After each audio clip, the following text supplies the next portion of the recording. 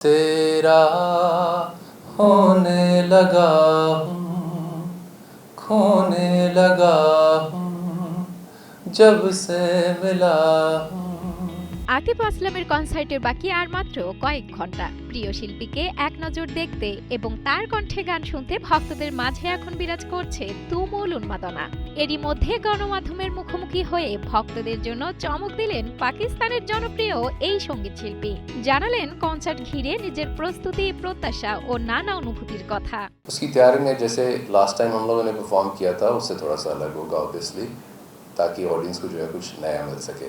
So we'll be announcing the album as well. ভক্তদের ভালোবাসা ও উচ্ছ্বাসে মুগ্ধ এই গায়ক বলেন, দর্শকদের সামনে পারফর্ম করতে উচ্ছ্বসিত তিনি। একই সঙ্গে বাংলাদেশের কিংবদন্তি কণ্ঠশিল্পী রুনা লায়লাকে নিয়েও নিজের মুগ্ধতার কথা জানান জনপ্রিয় এই তারকা শিল্পী। সুস্থ জীবন,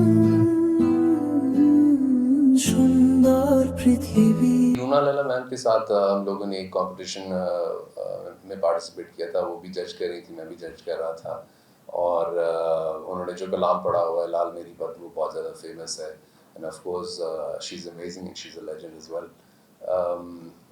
उनके साथ काम करके बहुत अच्छा लगा।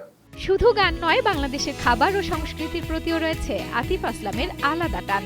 বাংলাদেশের মানুষকে নিজের পরিবারের মতোই মনে করেন তিনি। জানালেন, এদেশের বিরিয়ানি, খিচুড়ি ও মালাই চা তার বেশ পছন্দের তালিকায় রয়েছে।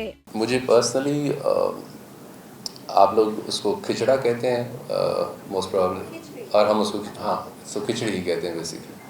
सो और जो आप लोगों की एक चाय होती है जिसको आप लोग चा बोलते हैं, which is with malai, I think it's beautiful, it's just so delicious, so amazing।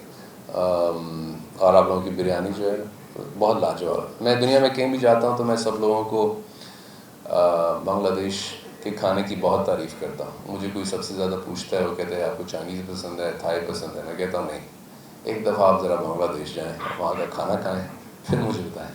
নিজের একান্ত সময়ে গান লেখেন আতিফ আসলাম। একই সঙ্গে আগামী 31 জুলাই নতুন অ্যালবাম প্রকাশের ঘোষণাও দেন জনপ্রিয় এই সঙ্গীত শিল্পী।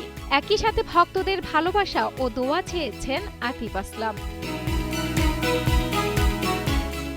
ভক্তদের অপেক্ষার অবসান ঘটিয়ে মঞ্চে উঠবেন এই তারকা শিল্পী। তার কণ্ঠে প্রিয় গান শুনতে এখন অপেক্ষায় হাজারো দর্শক।